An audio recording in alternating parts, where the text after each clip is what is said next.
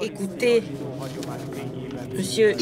Étienne Vetteux qui nous fera une réflexion sur l'Eucharistie éclairée par la traduction juive. Si vous entendez son nom, vous pouvez vous dire c'est quelqu'un de Hongrie. Eh bien, effectivement, son père était hongrois, M. Miklós Vettő, qui a été baptisé enfant et qui a vécu en Hongrie jusqu'en 1957. Quand il a fui la police communiste, il est allé en France. Il y est devenu philosophe connu. Son fils, Étienne Vettő, est devenu prêtre catholique, membre de la communauté Chemin Neuf, et il enseigne aussi à l'université pontificale grégorienne. Dans sa réflexion, on va voir quel est le lien par l'Eucharistie entre l'Église et le peuple choisi. Donc, bienvenue au Père Étienne Vetteux. Je souhaite à tous une bonne journée. Je suis vraiment désolée de ne pas pouvoir être présent en direct à Budapest. Comme vous venez de le mentionner, je me suis cassé la cheville il y a quelques jours, donc je ne peux pas voyager.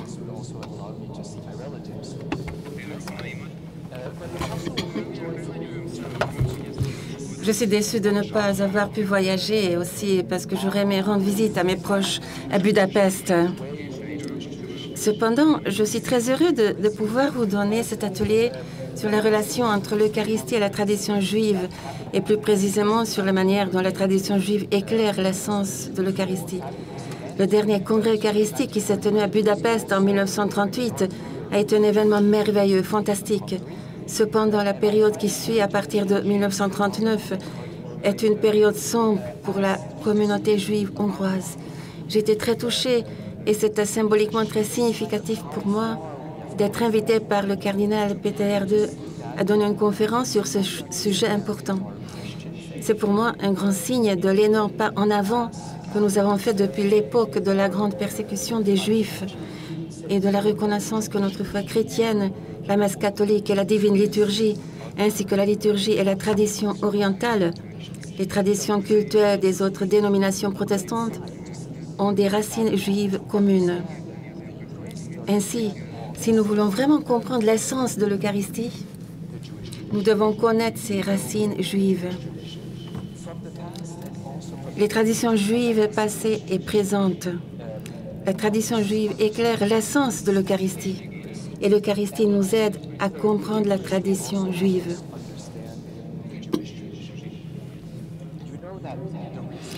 Vous savez certainement tous pourquoi la tradition chrétienne célèbre l'Eucharistie. C'est parce qu'ils répètent les paroles et les actions de Jésus lors de la dernière scène. Ils savent aussi certainement que les premiers chrétiens et Jésus lui-même étaient des Juifs qui n'avaient aucune intention d'abandonner la religion juive. Ils se considéraient comme des adorateurs dans le cadre de la religion juive. La première célébration eucharistique qui a donné naissance à ce que nous célébrons aujourd'hui comme l'Eucharistie est née au sein de la religion juive. Il n'est donc pas nouveau d'établir un parallèle entre la liturgie juive et l'Eucharistie, comme cela a été fait assez souvent au cours des 30 dernières années. Mais je voudrais mettre en avant deux aspects clés de cet atelier qui ont été moins étudiés. Tout d'abord, je ne traiterai pas maintenant des paroles prononcées lors de l'Eucharistie, car cela a été étudié par de nombreux liturgistes. Par exemple, comment la prière eucharistique fait écho à la liturgie juive dans le Birkat Hamazon, la bénédiction de la table après le repas, ou les paroles prononcées dans les 18 bénédictions en hébreu Amida, car en effet, de nombreux liturgistes ont étudié cela. Je m'intéresse au déroulement et à la dynamique interne de la prière eucharistique. Nous verrons que la compréhension de la dynamique interne et du déroulement de la prière juive nous aidera à découvrir la dynamique de la prière eucharistique et ce vers quoi elle tend. Pour résumer en une phrase, nous verrons que l'essence de la transsubstantiation du pain et du vin est la transsubstantiation des fidèles eux-mêmes. Le but est donc la transformation des fidèles. Et nous allons voir pourquoi. Au deuxième point, qui sera un peu plus rapide. Je vais démontrer que l'Eucharistie a 3 origines, 3 racines au sein du culte juif. Le premier est le repas du Seder, le repas de la Pâque de Jésus. Le deuxième est la prière dite à la synagogue. Et le troisième est la prière dite lors de l'offrande au temple. Pour comprendre pleinement ce qu'est l'Eucharistie, il est très utile de connaître ces 3 racines et pas seulement l'une d'entre elles. Examinons la première partie, la signification de l'Eucharistie, c'est-à-dire le déroulement de la prière eucharistique, sa dynamique interne, à travers l'exemple de la dynamique de la prière juive. La présence réelle de Jésus-Christ est le plus grand cadeau qu'il nous a fait. C'est un merveilleux mystère lorsque le pain et le vin sont transformés, transfigurés en corps et en sang du Christ. Mais pourquoi Jésus nous a-t-il laissé cela? Pourquoi a-t-il transformé justement le pain et le vin? Selon la plupart des spécialistes de la liturgie, la prière eucharistique commence lorsque, lors de la dernière scène, Jésus dit aux disciples « Prenez et mangez, ceci est mon corps. Et ceci est mon sang, dit-il du vin, et se termine par « Faites ceci en mémoire de moi ». Le reste de la prière eucharistique est construit sur cette base. Je vais vous montrer à travers une étude d'un célèbre liturgiste italien, Cesare Giraudo, que ce n'est pas vrai, car en fait, la prière eucharistique était une prière complètement juive, composée de 3 moments, 3 parties. Les 3 parties de la prière juive étaient les suivantes. J'essaie maintenant de vous montrer sur l'ordinateur de bureau les 3 parties de la prière juive. Donc, il y a 3 parties. La première partie est la louange et l'action de grâce. Tu es grand, notre Seigneur, pour tous tes dons, en particulier pour ton don X. Plus bas, vous pouvez voir là où se trouve la note à 2 astérisques, qu'elle se termine par une supplication. Nous te remercions, notre Dieu, de nous avoir donné ceci. Maintenant, nous demandons que tu nous donnes à nouveau. Tu nous le donnes à nouveau. Et entre les deux, une citation de l'Écriture est récitée, qui est une promesse ou un commandement de l'Écriture. Il y a la louange, puis la supplication lorsque nous prions pour quelque chose. Et entre les deux, intercaler les paroles de la dernière scène elle-même, la prière.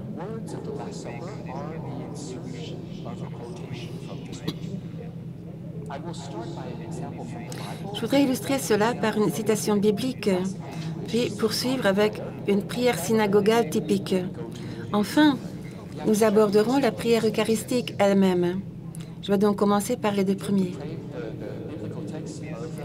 J'ai pris la citation biblique dans le livre de Tobie, chapitre 8, versets 5 à 8.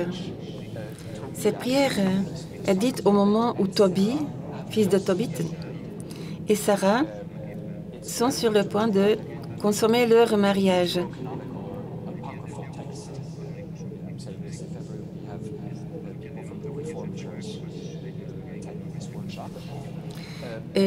C'est un texte deutérocanonique, je le dis aux protestants qui pourraient nous écouter. Donc, alors, Tobie et Sarah, juste après leur mariage, ils se préparent à la nuit de noces.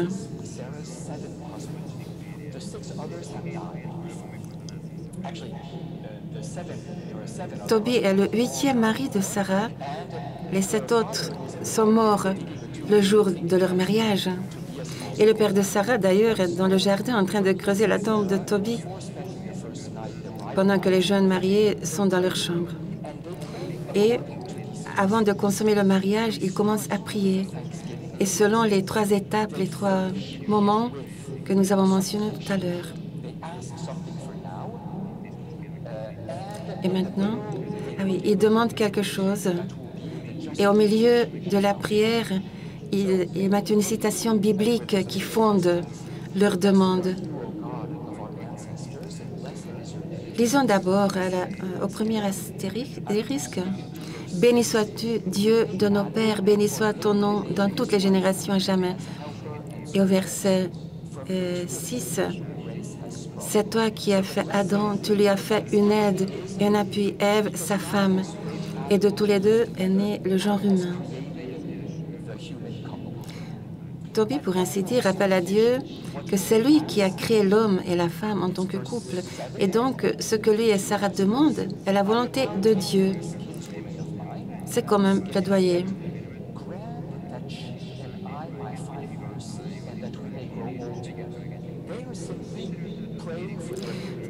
Verset 7. « Ce n'est donc pas pour une union illégitime que je prends ma sœur que voici, mais dans la vérité de la loi. »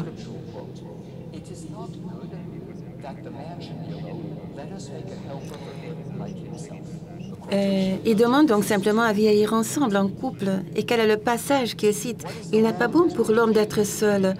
Faisons-lui une compagne qui soit semblable à lui. » C'est une citation de la Genèse, chapitre 2, verset 18. Quel est le rôle de cette citation ici? Il fait référence à la fidélité de Dieu. C'est-à-dire que nous te remercions d'avoir créé le premier couple humain. Et tu as dit toi-même, il n'est pas bon pour l'homme d'être seul. Nous nous marions donc maintenant en obéissance à cela, en accomplissement de ton commandement. C'est-à-dire que si tu as créé toi-même le premier couple humain et que tu lui as ordonné de former un couple, il va de soi que nous pouvons te demander de bénir notre mariage. Comprenez-vous comment cela fonctionne? À partir de la liturgie juive, nous examinerons la prière Birkat Hamazon. Nous n'en prendrons que des extraits car elle est un peu long. C'est une bénédiction de table. Béni soit notre Dieu éternel, roi du monde, qui nourrit le monde entier avec bonté, avec plaisir, avec amour et avec grâce. Et la deuxième bénédicité, nous te rendons grâce, notre Dieu éternel, pour l'avoir donné à nos pères, ce beau pays fertile et spacieux, et pour nous avoir fait sortir du pays d'Égypte, que tu as fait une alliance avec nous, scellée sur notre chair et nous a enseigné la Torah. Et tu as pourvu à notre subsistance pour toujours.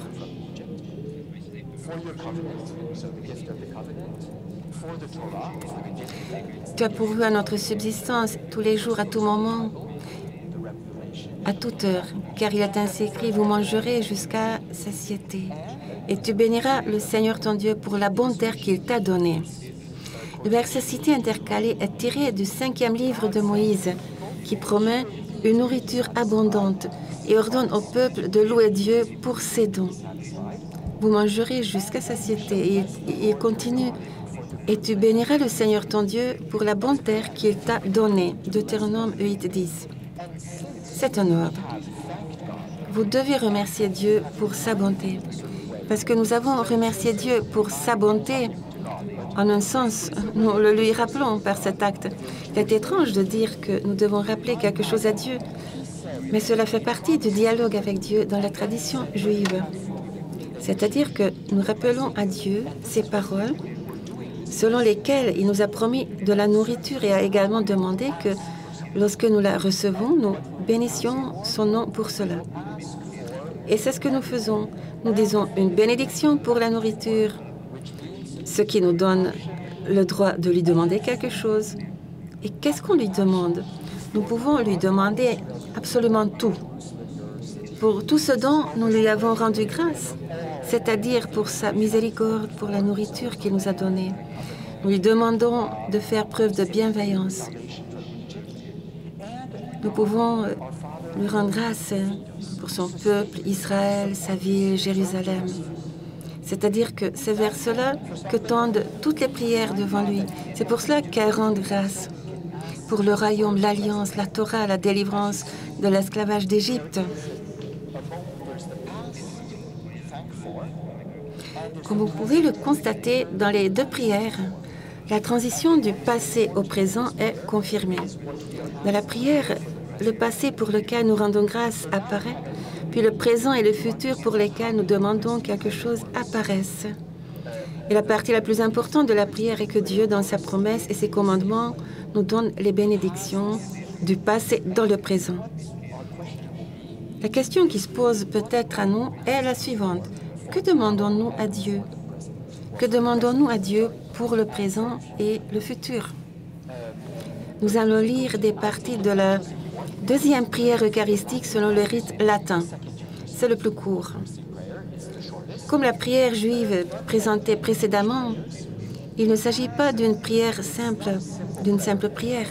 Cependant, il ne s'agit pas seulement d'actions de grâce, de supplications et de citations interposées, intercalées entre les deux, puis une deuxième action de grâce, une deuxième supplication, suivie de citations interposées.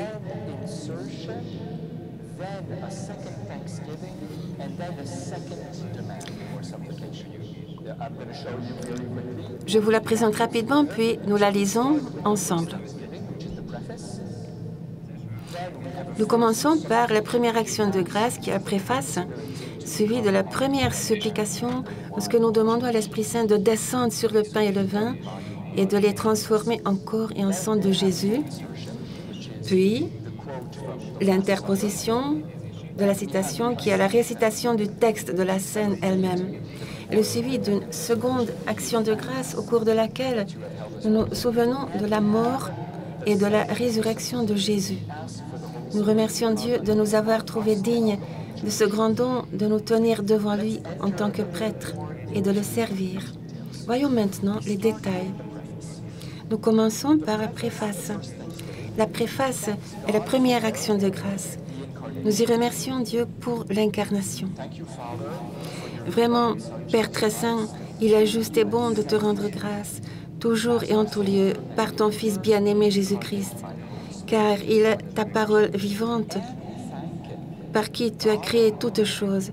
C'est lui que tu nous as donné, que nous a envoyé comme Rédempteur et Sauveur, Dieu fait homme, conçu de l'Esprit Saint, né de la Vierge Marie. Et ici, nous rendons grâce pour le fait qu'il a souffert la mort de l'agonie et qu'il est ressuscité des morts. Ces dernières lignes disent « Pour accomplir jusqu'au bout ta volonté et rassembler du milieu des hommes un peuple saint qui t'appartienne, il étendit les mains à l'heure de sa passion, afin que soit brisée la mort et que la résurrection soit manifestée. »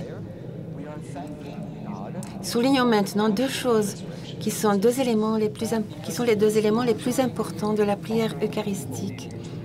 Premièrement, nous rendons grâce à Dieu pour la passion et la résurrection de Jésus. Deuxième, nous rendons grâce pour avoir rassemblé son peuple dans la communion. Et j'en viens à la première insertion et à la deuxième action de grâce. De quoi parle la deuxième partie de l'action de grâce? Encore une fois, la passion et la résurrection.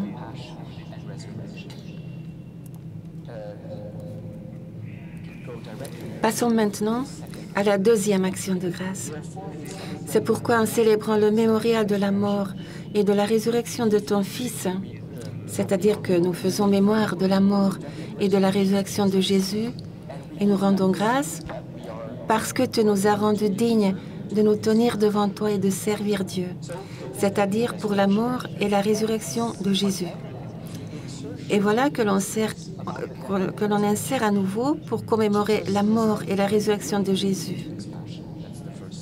Jésus entre dans la souffrance de son plein gré, dit la première ligne.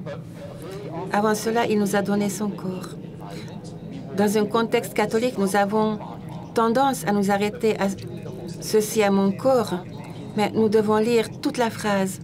Mon corps qui a donné pour vous, et ceci à mon sang qui a versé pour vous et pour beaucoup. Cela signifie que l'action de grâce se concentre sur la souffrance, la passion, la mort et la résurrection de Jésus. C'est son corps cloué sur la croix et c'est son sang versé pour nous, sur la croix pour le pardon des péchés.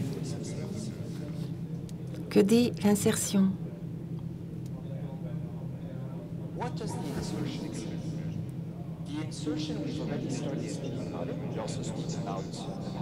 Cela nous parle de la mort et de la résurrection de Jésus, de son corps et de son sang versé pour nous.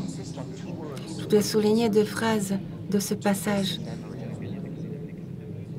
La première, faites ceci en mémoire de moi. Vous ferez cela en mémoire de moi. Et aussi, qu'est-ce que le corps? Faites cela en mémoire de moi. C'est le commandement que Jésus nous a laissé.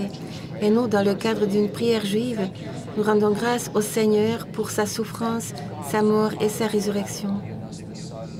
Nous te rendons grâce, notre Père, pour la mort et la résurrection de ton Fils. Et nous qui célébrons ensemble l'Eucharistie que Jésus nous a laissé comme un commandement, nous invoquons les paroles des Écritures. C'est ce que Jésus nous a appris à faire. Vous ferez cela en mémoire de moi.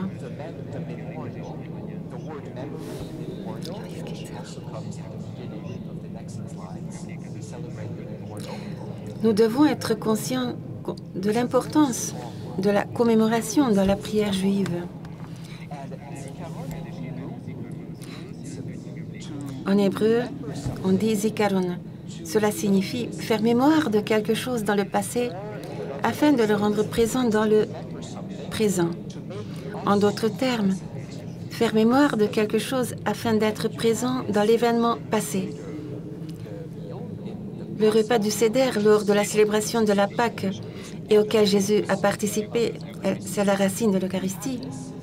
C'est écrit dans le Haggadah, le livre rituel de la liturgie juive. Nous lisons dans le Haggadah que c'est ce que le Seigneur a fait pour nous lorsqu'il nous a délivrés d'Égypte.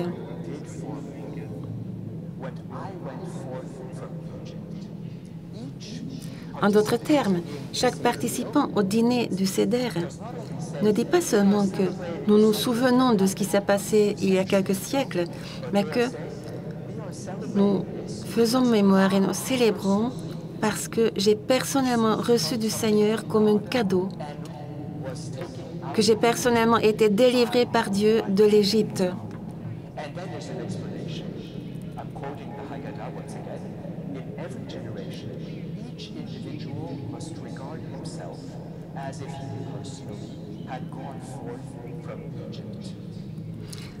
Et selon la Haggadah, chaque génération doit se considérer comme étant sortie elle-même de l'Égypte. Que signifie le terme zikaron, mémoire?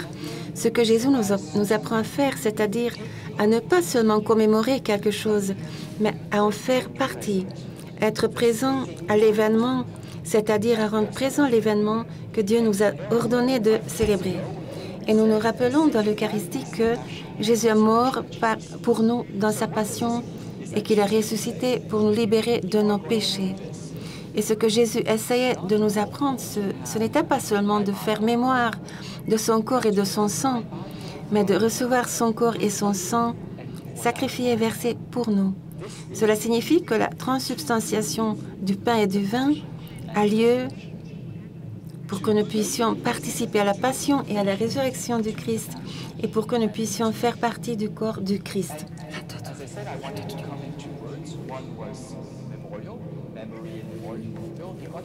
Maintenant, je voudrais donc encore une fois souligner 2 termes, mémoire et corps.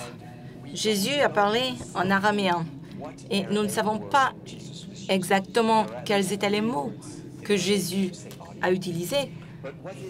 Mais ce qui est intéressant, c'est que ces mots avaient une signification très large. Donc, je vais rapidement dire les 3 significations que contient le mot « corps ».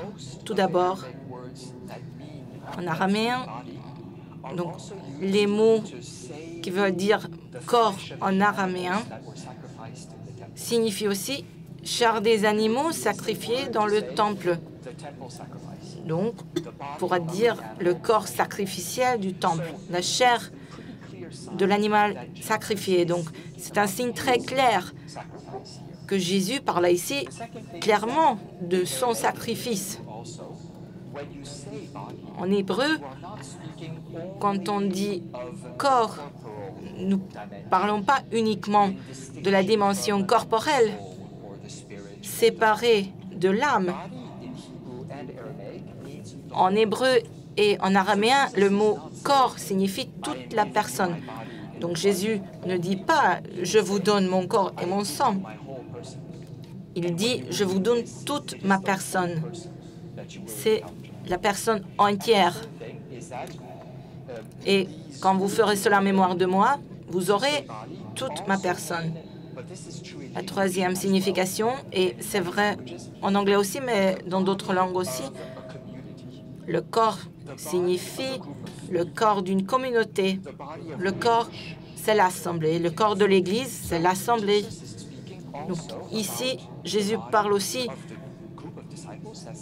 de la communauté des apôtres, des disciples, tous les habitants, toutes les personnes d'Israël, le peuple de l'Église, l'assemblée présente.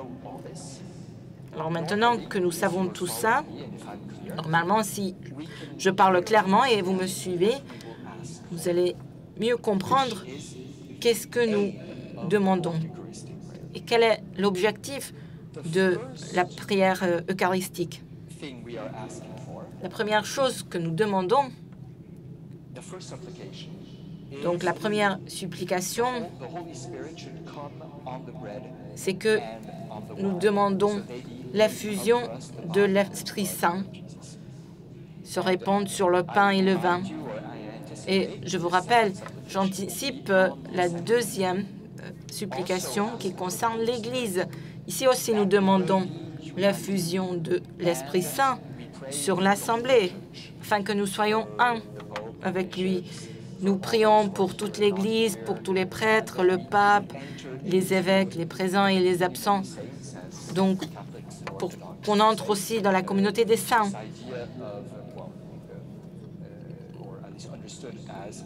Donc, toute cette idée peut être comprise aussi par les orthodoxes aussi et les protestants aussi. Donc, qu'est-ce que nous demandons? Pourquoi nous prions? Nous pouvons voir que nous demandons d'abord pour la présence de toute la personne du Christ, non seulement son corps et son sang. Nous demandons la manifestation de la passion, de la mort et de la résurrection, non seulement pour le corps et le sang, mais aussi pour le corps sacrifié et le sang versé. Et aussi, nous prions pour une transformation, pas seulement pour la transsubstantiation du pain et du vin, mais aussi pour la transformation des participants. Donc, rappelez-vous, d'abord, nous avons rendu grâce au Père. Nous avons appelé l'Esprit Saint et nous rendons grâce pour la souffrance, la mort et la résurrection. Et puis nous disons, c'est toi qui nous as appris à faire ça. Et maintenant, nous pouvons te demander de nous accorder tout. C'est pourquoi nous avons rendu grâce. Et après, nous pouvons dire que nous serons transformés et capables d'entrer dans la passion, la mort et la résurrection. Entrer dans la résurrection aussi.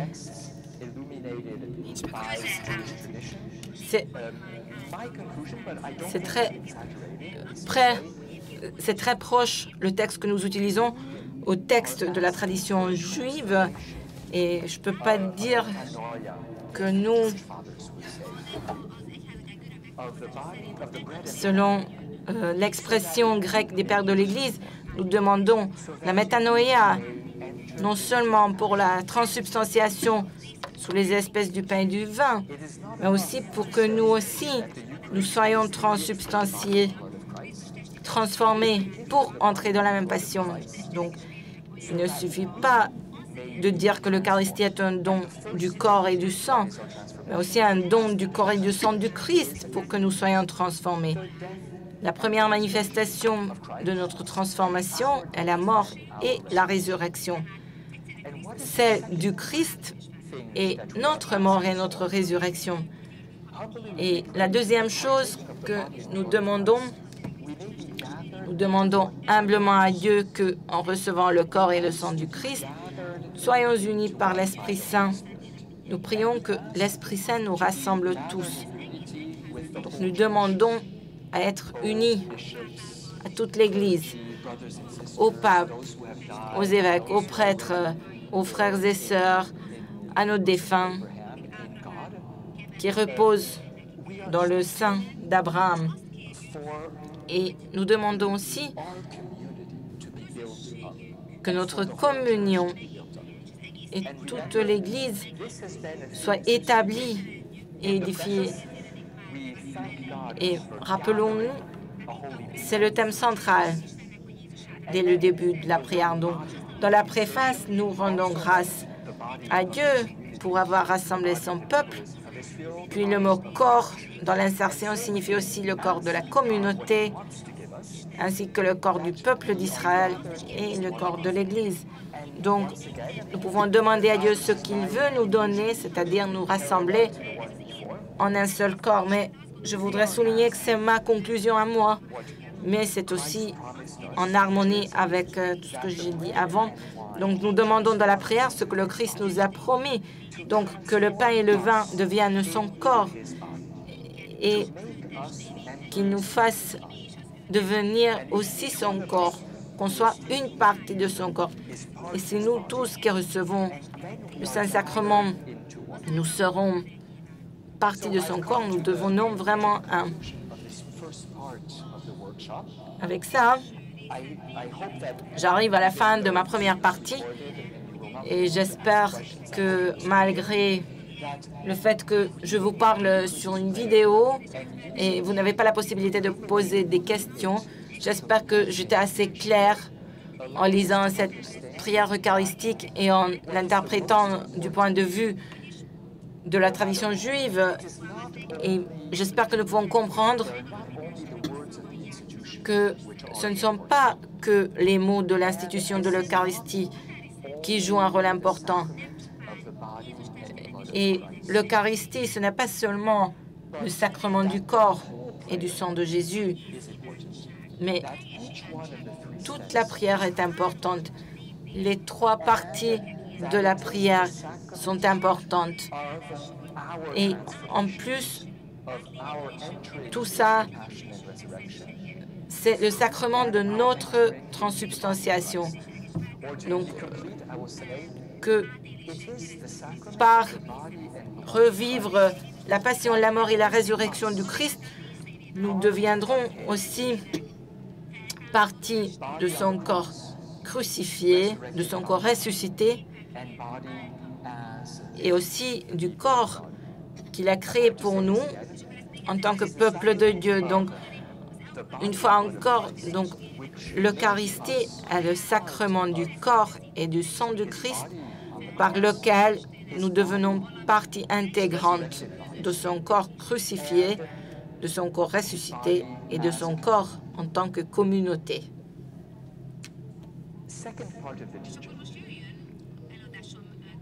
Et maintenant, je passe à la deuxième partie de mon exposé. Donc, j'enlève les diapos, donc il n'y a que moi que vous voyez sur l'écran. Dans ma deuxième partie, je serai plus rapide, plus court. Et cette intervention s'appuiera moins sur les textes. Ici, je voudrais plutôt souligner qu'à travers les prières juives et la liturgie juive, qui est à l'origine de l'Eucharistie, nous aurons une image plus complète de l'Eucharistie. Donc, la première partie concernait l'objectif de l'Eucharistie, notre transsubstantiation, la transsubstantiation du pain et du vin pour notre transsubstantiation. Maintenant, regardons comment on peut décrire l'Eucharistie dans sa plénitude. C'est important parce que souvent, on ne voit qu'une seule partie de l'Eucharistie. Certains voient l'aspect saint de l'Eucharistie, l'aspect sacramentel. D'autres ne voient que la dimension communautaire de l'Eucharistie. Et d'autres encore sont passionnément intéressés par la liturgie de la parole, les textes bibliques et alumni. Mais l'Eucharistie les regroupe tous les trois. La lecture des prières juives et la connaissance des racines juives nous permet d'avoir une idée plus équilibrée de l'Eucharistie, parce que l'Eucharistie prend son origine des trois aspects de la prière juive. Donc, d'une part, il y a le Seder de la Pâque, dont on en a déjà parlé. Je pense que tout le monde s'accorde à dire que la dernière scène était certainement presque une nuit de Seder. Donc, la liturgie pour commémorer de l'exode d'Égypte. Donc ici, il s'agit en pratique d'un repas. C'est un repas rituel que la famille prend ensemble. Mais l'Eucharistie a également des racines dans la liturgie synagogale et dans la liturgie de l'Église. Pourquoi? Parce que, comme j'ai déjà mentionné, les premiers chrétiens, c'était des Juifs, sans exception. Ils ont suivi la loi et la liturgie juive. Donc, le vendredi soir, pour eux, le sabbat a commencé, le sabbat qui a duré jusqu'au samedi soir, et le samedi soir, qui est déjà le début du jour suivant, donc c'était le début du dimanche. Ils se sont réunis en mémoire de Jésus pour la fraction du pain. Mais en outre, ils continuaient à se rendre à la synagogue le vendredi soir, le samedi. Ils étaient dans la synagogue et ceux qui étaient plus engagés, ils y allaient même pendant les quotidiens. Mais aussi, ils se sont également rendus au temple. Dans les Actes des Apôtres, nous lisons que Paul et les apôtres retournaient régulièrement au temple de Jérusalem. Et il y a aussi beaucoup de prêtres du temple qui ont rejoint la communauté chrétienne. Mais on ne parle pas du fait qu'ils ne sont plus allés au temple. Donc, il s'agissait des prêtres sacrifiants qui ont rejoint ce nouveau mouvement. On peut dire que c'était une marque qui se formait au sein du judaïsme. Donc, les premiers chrétiens se rendaient au temple de la même manière. Le jour du sabbat, ils célébraient la fête. Et petit à petit, l'Eucharistie s'est formée. Donc, il y avait de plus en plus de juifs, non-juifs qui ont rejoint ce mouvement, des personnes qui n'allaient pas à la synagogue. Et donc, il y avait de plus en plus de communautés qui ont inclus des éléments, éléments liturgiques éléments juifs dans leur liturgie. C'était important parce que les gens voulaient avoir accès à la Bible, ils voulaient chanter des différents chants, des hymnes, et c'est comme ça que la première partie de l'Eucharistie, donc la liturgie de la parole, a été formée. Après la destruction du temple en l'an 60 après Jésus-Christ, ils ne pouvaient plus offrir des sacrifices, donc les rabbins ont modifié les prières pour amener les éléments du sacrifice. Et les premiers chrétiens aussi, ils ont commencé à inclure ces éléments de cette dimension sacrificielle dans l'Eucharistie. Donc c'est ainsi qu'ils se souvenaient du fait qu'il s'agissait avant d'une sorte de présentation sacrificielle. Ils utilisaient la terminologie sacrificielle, la terminologie qui était utilisée dans les prières du temple, dans la liturgie. Donc, c'est fascinant de voir comment l'Eucharistie regroupe tous ces aspects. C'est ce qui fait de l'Eucharistie une prière très, très riche. C'est riche parce qu'il y a la dimension du repas familial, il y a la liturgie de la parole. Il y a en elle tous les psaumes. Et il y a aussi la dimension sacrificielle et ecclésiale. Et ça, c'est très important parce que nous disons ici pratiquement que Jésus est le pain de la vie. Donc lui-même, Jésus lui-même est la parole de Dieu. Donc, le pain de la vie, la dimension du repas, la parole de Dieu, c'est dans cette parole qui incarne la dimension synagogale, liturgique, et Jésus, lui, c'est l'agneau pascal aussi. C'est le sacrifice, mais en même temps, c'est lui l'autel et le prêtre. Donc, ici, c'est la célébration de l'unité et de la plénitude de Jésus. Donc, parfois, nous courons le risque d'oublier certains aspects, mais maintenant, sans rentrer dans les détails, je pense qu'il ne faut pas oublier que tous ces aspects sont essentiels. Donc, par exemple, regardons la liturgie de la parole. Il serait utile parfois de visiter les synagogues de temps en temps pour voir comment nos frères juifs célèbrent, combien ils aiment le Torah. Par exemple, le Torah est conservé dans une sorte de tabernacle, l'Aron Kodesh, l'arche de la Torah. Dans la tradition chrétienne, cela est évolué vers le tabernacle dans lequel nous conservons le pain et le vin. Dans les synagogues, on met la Torah dans cette armoire. Quand on la sort, on l'embrasse. Parfois, on les fait circuler parmi les fidèles, puis eux aussi, ils touchent ou embrassent le livre. Donc, cet amour envers la Torah devrait faire partie de notre Eucharistie. À travers l'Eucharistie, tous les chrétiens devraient tomber amoureux de la parole de Dieu, soit la Bible. L'un des objectifs de l'Eucharistie est que quand les prêtres, une équipe liturgique ou une paroisse prépare l'Eucharistie, qu'il s'agisse d'une messe, d'un service ou même d'une Eucharistie protestante, il y a toujours un sentiment d'amour pour la parole de Dieu. Et n'oublions pas que la parole de Dieu est activement présente. Elle est à l'œuvre, elle nous transforme. Tout ce que j'ai dit jusqu'ici sur la façon dont le pain et le vin consacrés, le pain béni et le vin béni nous transforment, c'est aussi vrai pour la parole de Dieu, bien sûr d'une manière un peu différente, mais d'une manière très, très puissante. La parole de Dieu nous transforme. Et ici, je cite la lettre aux Hébreux, « Car la parole de Dieu est vivante et agissante, plus tranchante qu'une épée à deux tranchants. » Chaque fois que nous participons à l'Eucharistie, nous sommes également transfigurés dans les deux sens. D'une part, par la parole de Dieu et par la Sainte Communion. Et c'est aussi très central dans les églises réformées.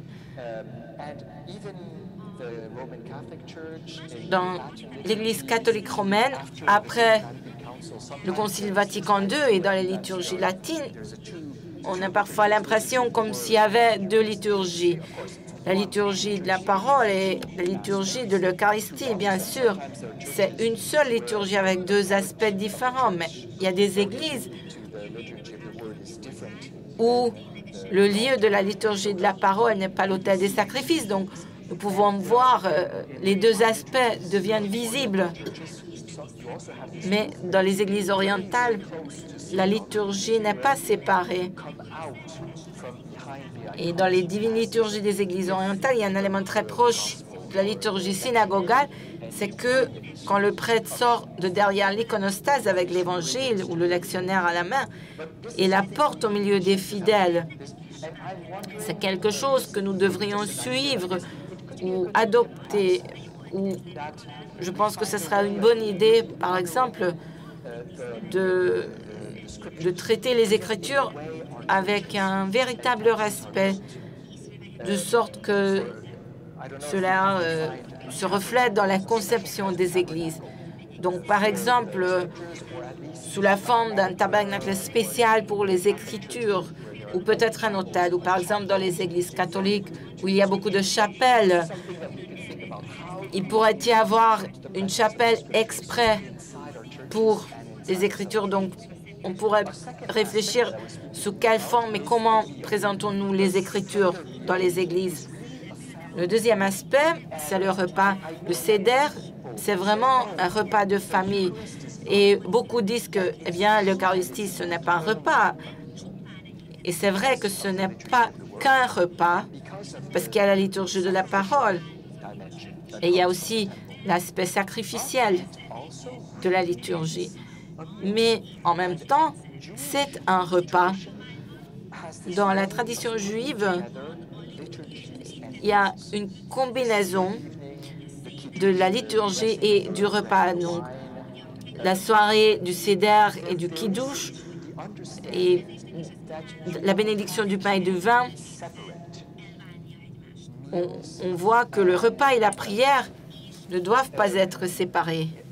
Donc, repas et prière. D'ailleurs, si nous regardons la Bible dans l'Ancien Testament, dans le Tanakh, tous les sacrifices importants sont accompagnés de repas. L'un des plus importants,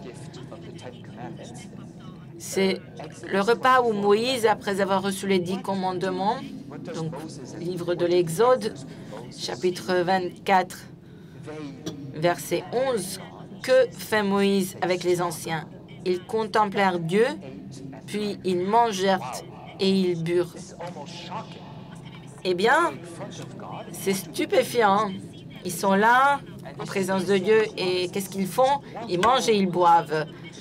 Et c'est ce que sont les promesses messianiques. Comment ce sera quand la fin des temps arrivera? À quoi ressemblera le royaume des cieux? Ce sera un festin. Et ça, nous avons perdu quelque part cette idée. Mais d'ailleurs, c'est assez facile à comprendre pourquoi. Parce qu'une fois la liturgie de la synagogue et du temple ont été incorporées à l'Eucharistie, on ne pouvait plus les considérer comme un repas familial. Il s'agissait d'un événement public. On avait besoin d'un lieu spacieux en présence de nombreuses personnes. Donc, c'était la dimension liturgique qui est devenue dominante. Je ne pense pas qu'il y ait de retour possible à partir d'ici, de ce moment. Mais en même temps, nous pouvons prendre conscience du rôle important des repas dans la tradition juive. Et on pourrait essayer de donner quelque chose en retour. Donc, pendant l'épidémie, j'ai souvent pensé qu'il y a beaucoup de prières que les Juifs récitent au sein de la famille. Au cours de la dernière 18 mois, il était assez difficile d'aller à la messe, mais les familles juives priaient ensemble, même pendant cette période. Et c'est précisément en période de crise qu'il peut être utile de se rappeler qu'il existe des liturgies qu'on peut célébrer dans la famille. Pour les Hongrois, ce qui peut être particulièrement pertinent, c'est qu'ils ont d'excellents vins et je pense que nous pourrions insister davantage sur la présence du vin dans la célébration. Alors pourquoi je dis ça? Parce que dans la Bible, le vin est un signe de joie. Et avec les églises où j'ai une expérience personnelle, c'est concerne plutôt le rite latin catholique romain. Donc nous avons tendance à insister sur le pain consacré, sur le corps du Christ. Mais pour la plupart des cas, le calice est disponible uniquement pour le prêtre ou si c'est aussi aux fidèles, alors ce n'est qu'une quantité minime. Le vin doit être d'une qualité excellente. Il faut utiliser le meilleur des vins. Et bien sûr, dans la pratique, ce n'est pas si simple, mais il faudrait qu'on ait une carafe transparente pour qu'on voit qu'il y a le vin, pour qu'on voit la belle couleur du vin. Et si possible, tout le monde devrait en prendre, pas seulement une petite gorgée. Je me rappelle une fois, j'ai participé à une grande messe où nous avions la communion sous 2 espèces. Donc, d'un côté, il y avait le pain consacré et de l'autre côté, le vin consacré. Et quand la dernière personne est allée boire le vin, et et apporté à ses lèvres. Après, le prêtre a dit, étant donné qu'il était le dernier, le prêtre a dit, buvez encore. Et cette personne qui a vécu ça, il a dit qu'il s'est senti comme si c'était Dieu qui lui avait dit ça, comme si Dieu l'avait appelé à boire encore. Et donc, la deuxième fois, quand il a regardé le vin, le prêtre a dit, ben, bois tout. Donc, il a vécu tout ça comme si c'était Dieu lui-même qui lui avait proposé de boire tout. Donc, je veux te donner autant de joie que possible. Je pense que c'est quelque chose qu'on pourrait changer dans la célébration eucharistique. Le dernier aspect, c'était l'aspect ecclésial, l'aspect sacrificiel. C'est une dimension très importante et je voudrais souligner deux choses par rapport à ce sujet. Donc, nous savons que l'Ancien Testament est plein de sacrifices. Il y a beaucoup de sacrifices. Le sacrifice, c'est quelque chose de très important dans la foi et dans la tradition du premier peuple élu de Dieu. C'est en fait la dimension des animaux qui nous montre, la dimension sacrificielle qui met en évidence la nécessité d'un prêtre. Il y a des choses que nous ne pouvons pas faire tout seuls. Nous ne pouvons pas nous offrir nous-mêmes tout seuls. Quand nous offrons des animaux, de la nourriture, du pain et du vin, nous offrons en réalité notre propre vie. Et nous ne sommes pas capables de le faire de notre propre force. Et le fait que dans l'Ancien Testament et dans toutes les traditions chrétiennes, il y a des prêtres ou un pasteur, ça nous montre que c'est nécessaire qu'il y ait quelqu'un qui fait tout cela au nom du Christ et au nom de l'Église. Dans la liturgie et dans le sacrifice juif, le prêtre ne présente qu'une partie du sacrifice. Donc, si vous lisez attentivement le livre du Lévitique, vous voyez que c'est le cas. Donc, il apporte l'autel avec le vin, il élève le sacrifice, mais la personne qui offre le sacrifice, c'est lui qui abattra l'animal ou c'est lui qui le brûlera. Ce n'est pas le prêtre. Quelle est la signification de ce geste? Ça veut dire que le prêtre et le croyant qui offre le sacrifice jouent un rôle identique, un rôle complet. Il ne faut pas oublier ça. Dans l'Eucharistie, nous faisons quelque chose où il y a besoin de notre activité baptismale et aussi l'intercession du prêtre. J'ai réfléchi un peu à comment nous pourrions mettre en avant encore cet aspect ecclésial. Ça pourrait être les gestes avec l'encens. Je ne sais pas si vous savez que dans l'Ancien Testament, il y avait 2 sacrifices avec l'encens par jour. Dans les liturgies solennelles, surtout dans les liturgies orientales, c'est très présent même aujourd'hui, mais on pourrait rendre encore plus fréquente cette tradition et on pourrait aussi accorder une plus grande attention à la qualité de l'encens. Je voudrais vous partager d'une idée de Romano Guardiani, un grand théologien du XXe siècle.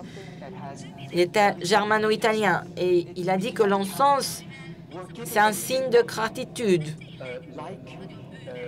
C'est quelque chose qu'on ne doit pas épargner. C'est quelque chose qu'on doit utiliser en abondance, comme la femme qui oint les pieds de Jésus avec un parfum très coûteux. Judas n'était même pas capable de comprendre cela. Et Guardini dit que ce n'est pas une question de bon sens civique, mais c'est une question d'abandon total de soi. Un de mes amis juifs, il a dit que les Juifs offraient de l'encens en continu depuis des années maintenant, que le temple est détruit, ce n'est plus possible. Donc, nous nous souvenons de ça. Nous lisons les passages qui parlent de ça, mais nous ne le faisons plus. Et cet ami, il m'a dit, je suis tellement content que les chrétiens continuent cette pratique et que nous faisons ce que Dieu nous a ordonné, parce que cela signifie qu'il y a encore des gens qui font tout ce qu'ils peuvent pour obéir au commandement de Dieu. Et donc, maintenant, j'arrive à ma conclusion. Donc, l'étude des prières juives passées et présentes m'a aidé à comprendre qu'au cœur de l'Eucharistie, il y a notre transsubstantiation par la consécration du pain et du vin et l'analyse des éléments de la synagogue et de la liturgie juive et les trois aspects de la liturgie juive nous aident à comprendre l'Eucharistie dans sa plénitude et on peut avoir une image plus équilibrée, une vision complète qui inclut la parole de Dieu, la joie du repas communautaire et la dimension sacrificielle. Donc, encore une fois, la joie du repas communautaire et la dimension sacrificielle. Ainsi, les chrétiens peuvent apprendre à apprécier les traditions juives du passé et celles du présent. Et aussi, ils peuvent se rendre compte combien l'Eucharistie en tant que sacrement est riche. Et je pense qu'ils peuvent mieux comprendre et ils peuvent commencer à aimer le don de l'Eucharistie que le Christ nous fait par l'Église. Je vous remercie de votre attention. Je suis très désolée que vous n'ayez pas la possibilité de poser des questions, mais veuillez accepter ma bénédiction sur tout le congrès eucharistique. Merci.